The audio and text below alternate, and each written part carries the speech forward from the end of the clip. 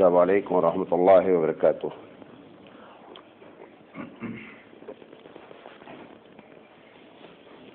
الحمد للہ رب العالمین والعاقبۃ للمتقین والصلاۃ والسلام علی رسولہ الکریم۔ محترم حضرات، ہم بدعت کے پوسٹ مارٹم کے عنوان سے آپ سے سلسلے وار بات کر رہے ہیں اور آج اس کا 27واں سیریل ہے۔ ہم بات چلا رہے ہیں اس بات پر کہ مہینے وائز جو ہے وہ ہمارے معاشرے میں کس طرح کی بدعت اور خرافات داخل ہوئی ہیں۔ تو ہم نے آپ کو بتایا محرم کے بارے میں، پھر بتایا سفر کے بارے میں، اس کے بعد بتایا ربیع الاول کے بارے میں۔ آج ہے ربیع الثانی۔ یہ جو ربیع الثانی کا مہینہ ہے یہ خرافات میں سب سے بڑا مہینہ ہے۔ اسی مہینے میں 11ویں ہوتی ہے۔ 3 باتیں 11ویں کے بارے میں نوٹ کریں۔ سب سے پہلے 11ویں کس نے منائی؟ ایک بات، 11ویں کیوں منائی جاتی ہے اور 11ویں کے بارے میں کیا عقیدہ ہوتا ہے۔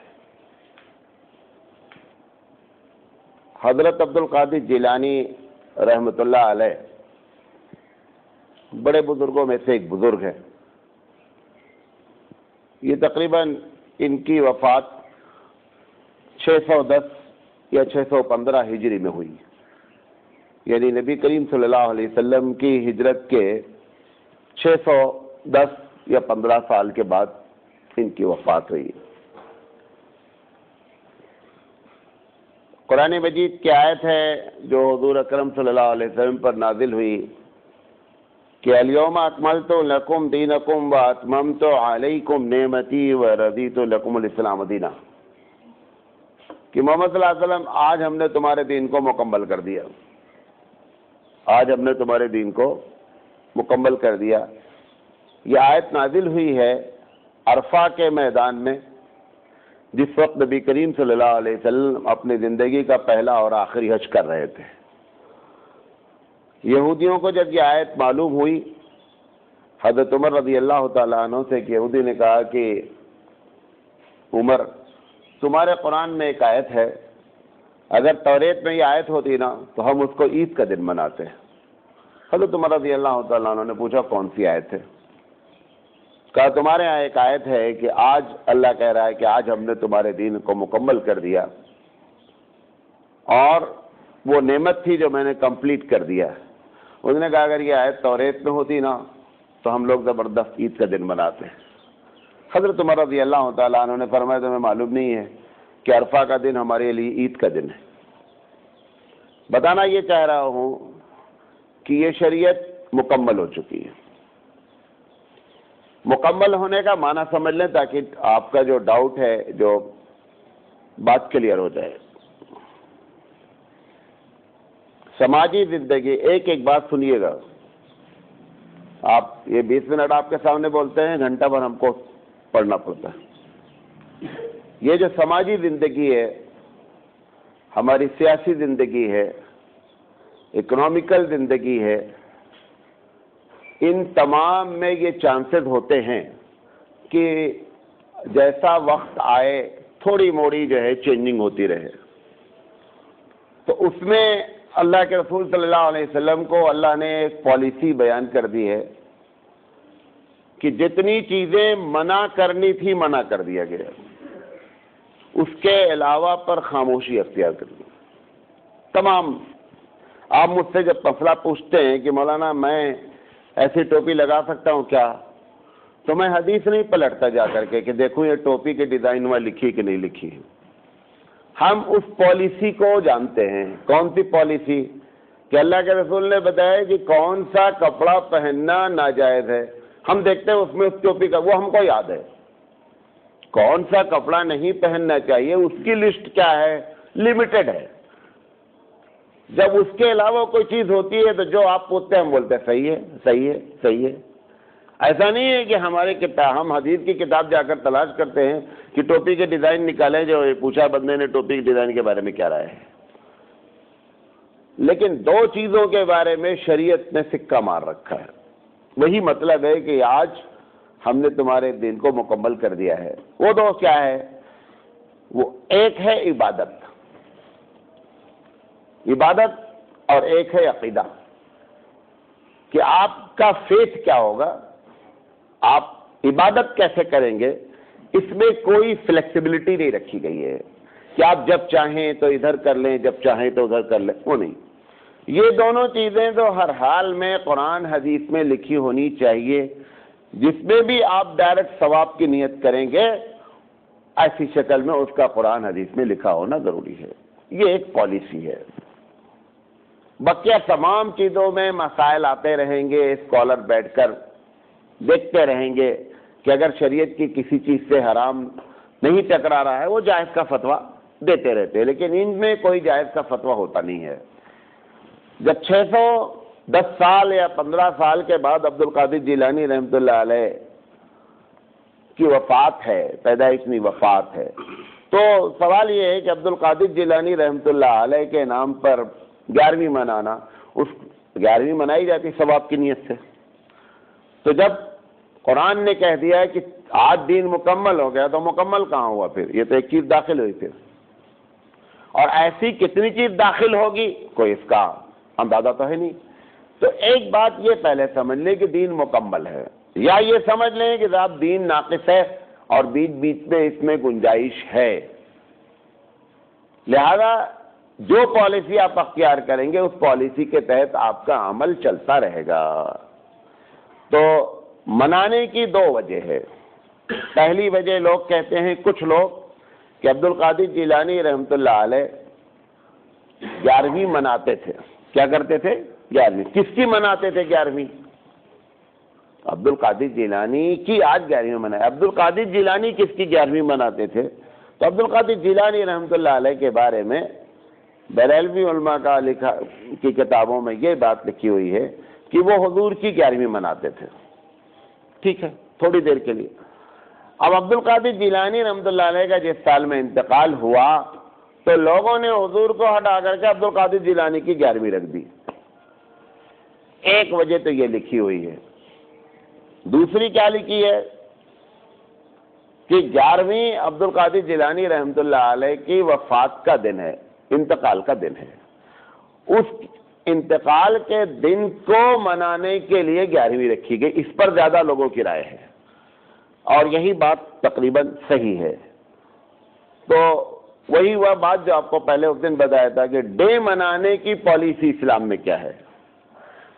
موت کا دن منانا، اچھا اب وہ منایا کیسے گیا؟ شروع میں یہ بڑی شرافت سے منایا گیا۔ عبد القادر جیلانی رحمۃ اللہ علیہ کا جس سال انتقال ہوا اس کا جب اگلا سال آیا تو کچھ لوگوں نے عبد القادر جیلانی رحمۃ اللہ علیہ کے نام پر ایصال ثواب کیا۔ کچھ غریبوں کو کپڑے تقسیم کیے گئے، بٹھا کر کے قرآن مجید پڑھا گیا اور کھانا وغیرہ کا انتظام ہوا، سارا کا سارا غریبوں کے لیے معاملہ کیا گیا۔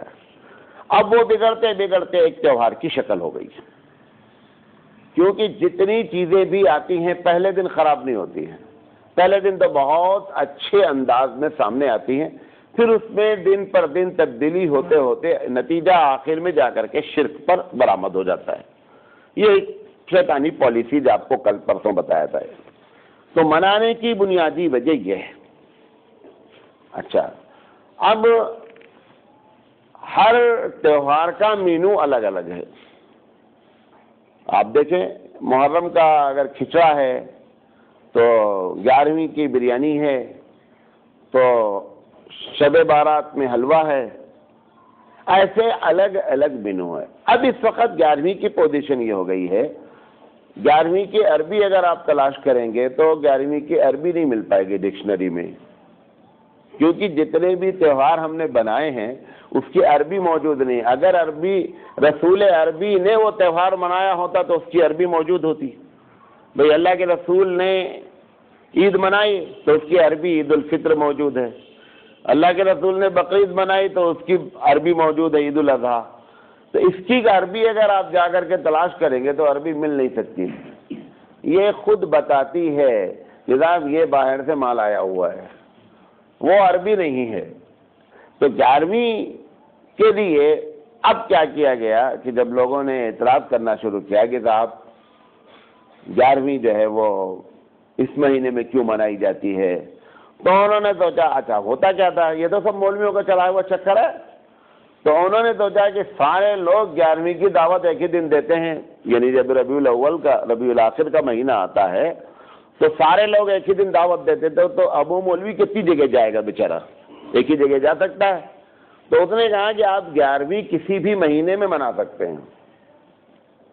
تو 12 مہینے میں جب کہ آپ 11ویں منانا ہے تو اب اس کا شیڈول جو ڈیوائیڈ ہو گیا، کبھی محرم میں 11ویں منائی جا سکتی ہے، کبھی ربیع الاول میں منائی جا سکتی ہے، کبھی ربیع الثانی منائی. اب یہی ہو رہا ہے نا اس وقت.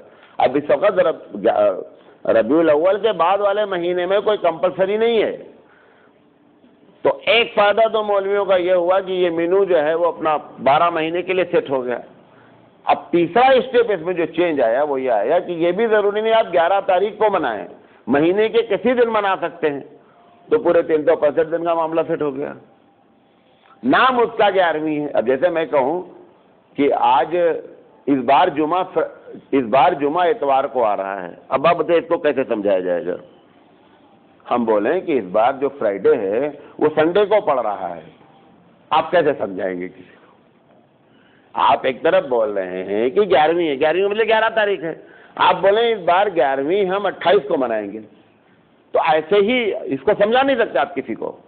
جیسے یہ سمجھانا مشکل ہے کہ جمعہ اس بار اتوار کو آ رہا ہے، آپ کوئی بات ہی نہیں ہے، مطلب ایک سینسلیس بات ہو گئی ہے.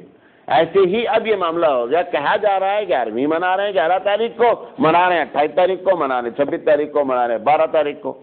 تو اس طریقے سے 11ویں میں یہ چینجنگ آئی. کسی کا ایصال ثواب کرنا ہمارے نزدیک جائز ہے، جس انداز میں بھی آپ کریں غریب کو فائدہ پہنچنا چاہیے. قرآن مجید پڑھیں، اللہ سے کہیں کہ اللہ میں نے جو پڑھا ہے یہ عبد القادر جیلانی رحمۃ اللہ علیہ کو پہنچے، یا آپ کے والد کو پہنچے، جس کو بھی آپ کہیں. وہ پالیسی ہے کہ ثواب کین بی ٹرانسفر، ثواب کو ٹرانسفر کیا جا سکتا ہے، یہ پالیسی ہے اسلام کی. تو آپ 11ویں بھی کر سکتے ہیں، عبد القادر جیلانی رحمۃ اللہ علیہ کے نام پر کچھ بھی سال ثواب کرے، کوئی مسئلہ نہیں ہے. ایک بڑا مسئلہ یہ ہے کہ یہ ابو بکر کی 11ویں کیوں نہیں منائی جاتی؟ اب اگر یہ وفات کی وجہ سے ایصال ثواب پہنچانے کی وجہ سے ہے تو ابو بکر سے لے کر کے 1,24,000 25,000 صحابہ رہے ہیں، انہوں نے کیا گناہ کیا ہے، ان کی 11ویں کیوں نہ منائی جائے؟ اس میں صرف عبد القادر جیلانی رحمۃ اللہ علیہ کو خاص کیوں کیا؟ بھائی ڈسٹرب نہیں کریں. ہلو، عبد القادر جیلانی رحمۃ اللہ علیہ کے نام کو ہی خاص کیا جائے. اس پورے 1400 سال میں ہمارے پاس بزرگ بہت بڑے بڑے گزرے ہیں. صحابہ کا نام اس لیے ہے کہ صحابہ سے بڑا کوئی بزرگ ہوتا نہیں ہے. تو ایک سوال ہمارا اس پر یہ ہوتا ہے کہ عبد القادر جیلانی کو مخصوص کرنے کی کوئی وجہ ہونی چاہیے. اگر عبد القادر جیلانی رحمۃ اللہ علیہ کے لیے یہ خاص ہے تو یہ ابو بکر پر ظلم ہے، اور یہ ظلم پھر سارے صحابہ پر ہے. اچھا، پھر انبیاء کی 11ویں میں منانی چاہیے جو اس سے بڑی چیز ہے. اب اگر یہ ہم 11ویں کا چکر ایسے چلائیں گے تو 1,24,000 انبیاء ہیں، 1,25,000 تقریباً جو ہے وہ صحابہ ہیں، دونوں کو ملا دیں گے تو تقریباً 2.5 لاکھ ہو جاتے ہیں. 2.5 لاکھ کو اگر 365 دن سے آپ ڈیوائڈ کریں گے تو آپ کا ایک سیکنڈ بھی خالی نہیں ہے. آپ ٹوٹل 11ویں میں ناتے ہیں، بقیہ سارا کام کا چھوڑ دیجیے. یہ اعتراض ہے 11ویں کے اوپر پہلا. اچھا، اب ہمارا ٹاپک ہے بدعت. اس میں بدعت کیا ہوئی؟ اس میں بدعت یہ ہوئی، نمبر 1 کسی شخصیت کے وفات کے دن کو فکس کرنا، وہ ہمارے بس میں نہیں ہے. نمبر 2 صرف ایک ہی آدمی کو متعین کرنا، یہ بھی نہیں ہے. یہ 2 چیزیں اس میں یہاں غلط ہیں. اب اس میں ہوتا کیا ہے؟ اگر 2 لوگ اب 11ویں مناتے ہیں، ان کا یہ عقیدہ اگر میں چھوڑ دوں گا تو نقصان ہو جائے گا، یہ شرک ہے. اس کا مطلب اللہ بھی نقصان کرتا ہے اور یہ لوگ بھی نقصان کا پاور رکھتے ہیں. قرآن مجید نے نبی کریم صلی اللہ علیہ وسلم کے بارے میں فرمایا ہے کہ محمد صلی اللہ علیہ وسلم کہہ دیجئے کہ ہم تمہارے نفع اور نقصان کے مالک نہیں ہیں. اگر نبی کریم صلی اللہ علیہ وسلم کو مالک بنا دیا جائے کہ آپ جس کو چاہیں نفع پہنچائیں نقصان پہنچائیں، تو جن لوگوں نے آپ کے ہاتھ آپ کو پتھر مارا تھا، جن لوگوں نے آپ کے ساتھ بدتمیزیاں کی تھیں، آپ ان کو نقصان کر دیتے۔ حالانکہ اللہ نے کہا کہ اگر آپ کہیے تو ہم نقصان کر دیں۔ سوال یہ ہے کہ جب ان کو خود نقصان کا پاور ہے تو اللہ کو کہنے کی کیا ضرورت ہے؟ تو جیسے ہی یہ عقیدہ ہوا کہ اگر ہم 11ویں چھوڑیں گے تو نقصان ہو جائے گا، اس کا مطلب نقصان کا مالک اللہ کے علاوہ بندہ بھی ہے، اور یہ شرک اکبر ہے۔ دوسرا عقیدہ کیا ہے؟ اگر کریں گے تو فائدہ ہوگا، یہ بھی ہے کہ ہماری برکت ہوگی، حضرت خوش ہوں گے اور ہمارا معاملہ۔ اگر یہ عقیدہ ہے تو اس کا مطلب یہ ہے کہ اللہ کے علاوہ دوسرے لوگ بھی فائدہ پہنچا سکتے ہیں، یہ دوسرا شرک ہے۔ یہ دو بنیادی وجہ۔ تیسری جو بنیادی وجہ اور خطرناک ہو گئی وہ یہ ہے، قرآن مجید کہتا ہے کہ اگر کوئی چیز اللہ کے نام کے علاوہ وما احل بہ لغیر اللہ، کہ اللہ کے نام کے علاوہ کسی چیز کو آپ نے جوائنٹ کر دیا، منسوب کر دیا، تو وہ حرام ہو جاتی ہے۔ مثال کے طور پر آپ بکرا لے کر کے آئے اور آپ نے کہا یہ بکرا عبد القادر جیلانی رحمۃ اللہ علیہ کے نام کا ہے، 11ویں کا ہے۔ اب اس بکرے کے گوشت کو کوئی بھی نہیں کھا سکتا، غریب نہیں، کوئی بھی نہیں کھا سکتا، یہ بکرا حرام ہو گیا۔ اچھا، وہ کہتا ہے کہ میں جب ذبح کرتا ہوں تو کہتا ہوں بسم اللہ اللہ اکبر، یقینی بات ہے، بسم اللہ اللہ اکبر کہتے ہیں، ذبح کرتے ہیں۔ سوال یہ ہے کہ اگر 11ویں میں بریانی بنتی ہے، اتنا کلو گوشت کیوں نہیں لایا جا سکتا مارکیٹ سے؟ بھائی اگر مثال کے طور پر میں عقیقے کے لیے لایا، ہوتا ہے نا کبھی کبھی عقیقے کے لیے آپ بکرا لائے اور آپ نے کہا بھائی یہ عقیقے کے لیے بکرا لائیں، وہ بھی منسوب ہو گیا عقیقے سے۔ ایک آدمی آیا آپ سے اور آپ سے اس نے کہا کہ مولانا کتنے میں لائے بکرا؟ مجھے بکرے کی ضرورت ہے، تمہارا عقیقہ 2 دن بعد، میرا آج ہے، بیچ دو۔ اچھا ریٹ دیا اس نے، ہم بکرے کو بیچ دیں گے کہ کل دوسرا لے آئیں گے۔ یہ بکرا بک نہیں سکتا ہے، جو 11ویں کا بکرا آیا ہے یہ بک نہیں سکتا ہے۔ بعض لوگ جواب دلیل دیتے ہیں کہ آپ بھی تو بولتے ہیں عقیقے کا بکرا ہے، تو عقیقے کا بکرا بھی تو منسوب ہو گیا۔ عقیقے کے بکرے میں عبد القادر جیلانی کے بکرے میں زمین آسمان کا فرق ہے۔ اچھا، بیچ کر کے ہم 10,000 کا بکرا لائے تھے، 15,000 ریٹ لگا، ہم نے بیچ دیا۔ ہم نے جا کر کے دوسرے دن بکرا 7,000 کا خرید لیا، 8,000 روپے فائدہ کما لیا۔ اس میں آپ اس کو ٹچ نہیں کر سکتے، حتیٰ کہ اس کو مار نہیں سکتے۔ اس کو نہلایا جاتا ہے، اس کو دھلایا جاتا ہے، اس کو صابن لگایا جاتا ہے، نئے زمانے میں شیمپو بھی لگاتے ہیں اس کو۔ یہ سوال یہ ہے کہ یہ بکرے کو جو منسوب کیا گیا، یہ تیسرا بڑا گناہ ہے۔ اور یہ بھی آپ کو بتا دیں، آج جو لوگ اس گوشت کو کھاتے ہیں سب حرام کھاتے ہیں، چاہے بھائی کے یہاں دعوت ہو، چاہے امی نے دعوت کر رکھی ہو، چاہے بھیا نے کر رکھی ہو، چاہے بازو والے نے کر رکھی ہو۔ اگر وہ گوشت بازار سے لے کر آیا ہے تب تو گناہ صرف یہ ہے کہ غریب کا مال تھا تم کھا رہے ہو، اتنا گناہ ہے۔ اور اگر بکرا لے کر کے آیا اور کاٹا ہے تو پھر حرام ہی کھایا جا رہا ہے، اس کو بچنے کی کوئی شکل نہیں ہے، کیونکہ یہ بکرا غیر کے نام پر منسوب ہو چکا ہے۔ تو اس میں بدعت بھی موجود ہے اور شرک بھی موجود ہے، اور شرک کی میں 3-4 طرح کا شرک موجود ہے۔ اللہ کے علاوہ غیر اللہ کے نام پر منسوب، بھائی جب وہ حضور کے زمانے میں بھی لوگ بکرا ذبح کرتے تھے تو بیت اللہ میں جہاں جہاں کنارے بعض بت تو اندر رکھے ہوئے تھے، بعض ادھر ادھر رکھے تھے، تو وہاں لے جاتے تھے بکرے کو، کہاں؟ اس بت کے پاس ذبح کرتے تھے، اور ذبح کرتے وقت اللہ کا نام لیتے تھے بعض لوگ، اس کے باوجود اس بکرے کو حرام ناجائز قرار دیا گیا۔ ایسے ہی اسی طرح کا بکرا جو قبروں پر لے جا کر کے کرتے ہیں، اس وقت بھی بسم اللہ اللہ اکبر کہتے ہیں، لیکن جا کر ذبح کہاں کریں گے؟ فلاں قبر کے پاس کریں گے، یہ بھی بکرا منسوب ہے۔ یہ بکرا قطعی اس کا گوشت نہیں کھایا جا سکتا، کسی بھی شکل میں نہیں کھایا جا سکتا، ٹوٹل حرام ہے یہ۔ تو یہ بنیادی وجہ ہے اس کے ہونے کی، اور یہ بنیادی وجہ ہے اس کے ناجائز ہونے کی، کہ ابو بکر صدیق رضی اللہ تعالیٰ عنہ سے لے کر سارے صحابہ موجود ہیں، سب کی 11ویں ہونی چاہیے۔ یہ کوئی اسلامی تہوار نہیں ہے۔ قرآن مجید نے دونوں باتیں آپ کو بتا دیا کہ عقیدہ اور عبادت میں آپ ڈنڈی نہیں مار سکتے، باقی آپ پینٹ چاہے وہ بیل باٹم پہن لیں اور چاہے چست پہن لیں، اور الگ الگ نام ہوگا چاہے جو پہن لیں، اس میں تو گنجائش ہے، اس میں کوئی گنجائش ہوتی نہیں ہے۔ لہذا یہ بات آپ کو بتانا چاہ رہے تھے کہ اس مہینے میں یہ بدعت ہوتی ہے۔ اللہ تعالیٰ سے دعا ہے کہ اللہ تعالیٰ کہنے سے زیادہ عمل کرنے کی توفیق عطا فرمائے اور ہم لوگوں کو شریعت کی روح کو سمجھنے کی توفیق عطا فرمائے۔ سبحان اللہ و بحمدہ، سبحانک اللہم و بحمدک، اشہد ان لا الہ الا انت، استغفرک۔